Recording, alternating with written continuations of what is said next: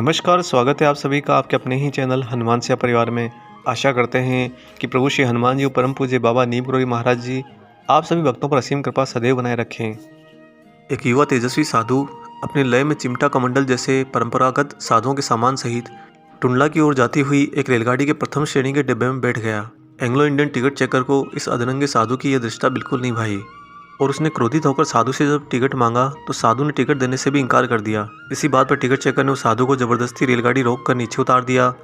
वह साधु भी अपनी ही मौज में था, अपनी ही मस्ती में था, इसलिए चिमटा गाड़ कर आसन जमाकर वह नज़दीक ही एक पेड़ के नीचे जाकर बैठ गया। उस गाड़ी में यात्रा करने वालों ने इस घटना को बहुत ही सामान्य घटना माना, परंतु जब इंजन ड्राइवर ने गाड़ी को आगे बढ़ाने की कोशिश करी तो काफ़ी कोशिश करने के बाद भी गाड़ी अपनी जगह से टस से मस नहीं हुई। तो यात्रियों के अनुरोध पर उस टिकट चेकर को बाबा से माफ़ी मांगनी पड़ी। तब वो जाकर कहीं रेलगाड़ी अपने स्थान से आगे बढ़ी। बाबा ने साथ ही रेल अधिकारियों से यह भी वायदा कराया कि उस स्थान पर एक रेलवे स्टेशन बनाया जाएगा और गाड़ियां वहां रुका करेंगी। साथ ही सरकार यह भी तय करे कि रेलगाड़ी में बैठने वाले उचित साधुओं से किराया न लिया जाए। और दोस्तों, आगे चलकर यही रेलवे का होल्ट जहाँ पर उस साधु की यह घटना घटी थी आज नीम करोली स्टेशन कहलाता है।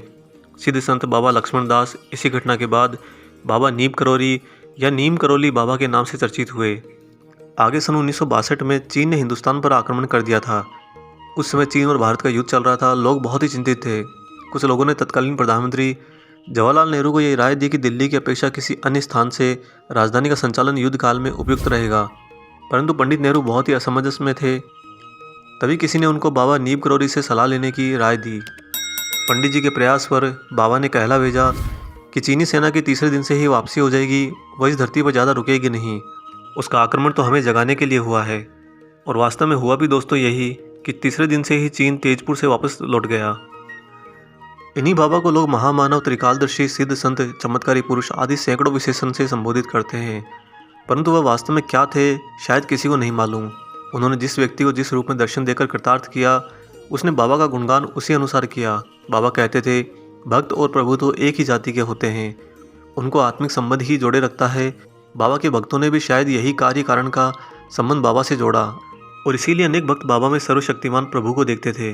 किसी ने उन्हें श्री हनुमान का अवतार माना तो किसी ने उनकी अलौकिक लीलाओं के कारण उनमें श्री राम को देखा।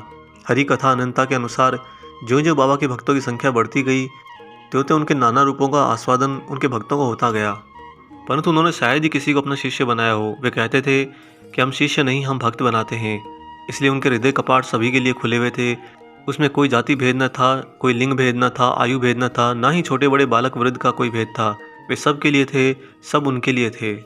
फिर भी उनके भक्तों में पंडित जवाहरलाल नेहरू, राष्ट्रपति वीवी गिरी, चौधरी चरण सिंह, उपराष्ट्रपति गोपाल स्वरूप पाठक, कन्हैयालाल माणिक लाल मुंशी, जुगल किशोर बिड़ला, न्यायमूर्ति वासुदेव मुखर्जी, सुमित्रानंदन पंत, जनरल मैकन्ना से लेकर न जाने कितने ज्ञात अज्ञात भक्तों की श्रृंखला थी।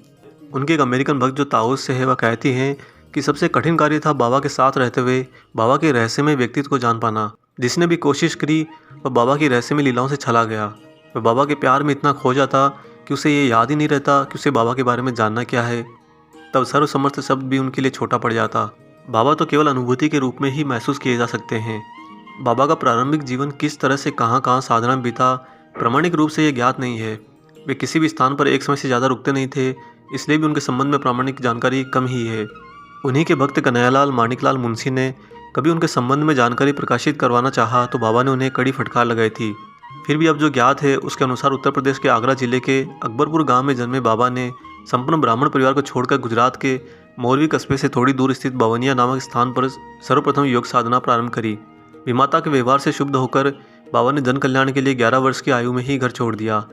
बवनिया में बाबा ने एक तालाब में रहकर साधना करी और संभवतः इसी स्थान पर सर्वप्रथम अपने आराध्य हनुमान जी की प्रतिमा को तालाब के किनारे स्थापित किया।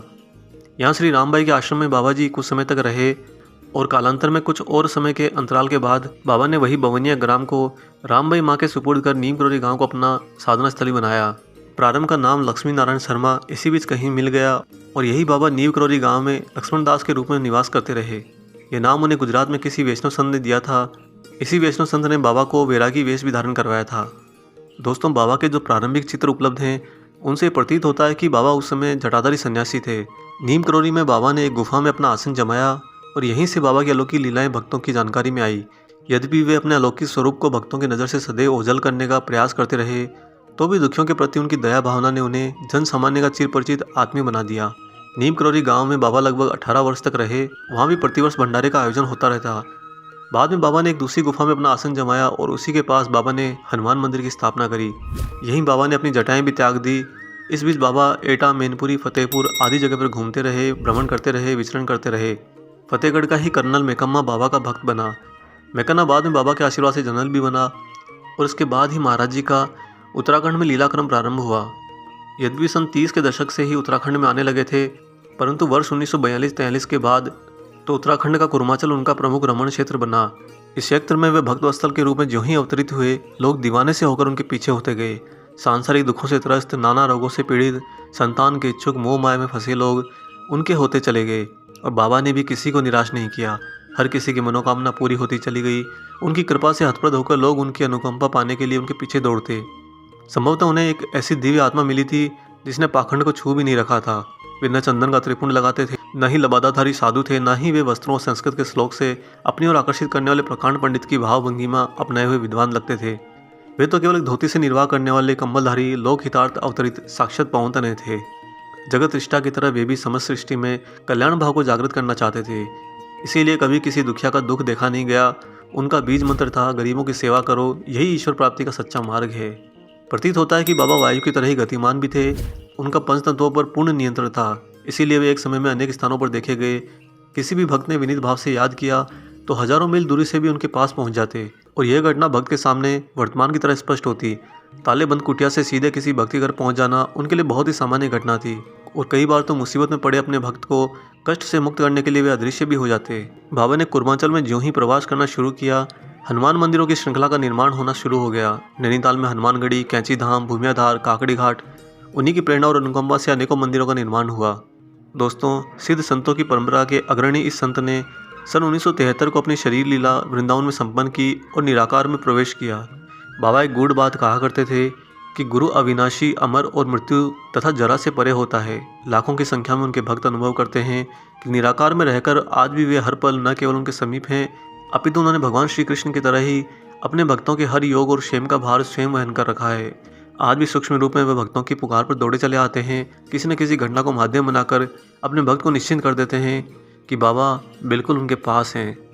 इसी विश्वास और दृढ़ता के कारण महाराज जी की महिमा निरंतर बढ़ रही है और जिस तरह पवन सर्वत्र व्याप्त है, ऐसे ही बाबा महाराज जी उसी पवन वेग से इस सृष्टि में व्याप्त हैं। आशा करते हैं दोस्तों बाबा नीम करौली जी का ये विशेषांक आपको पसंद आया हो। वीडियो अगर अच्छा लगा है तो जाते जाते इसे लाइक जरूर कर देना और जो लोग चैनल पर नए हैं वो चैनल को सब्सक्राइब कर लें। मिलेंगे बहुत जल्दी ही एक और ऐसे ही शुभ अंक के साथ। तब तक अपना और अपने माता पिता का संपूर्ण ख्याल रखिए और परम प्रभु श्री राम जी का निरंतर गुणगान करते हुए बाबा हनुमान और बाबा नीम करौली महाराज जी के निस्वार्थ होकर सेवा करते रहिए। जय सिया राम।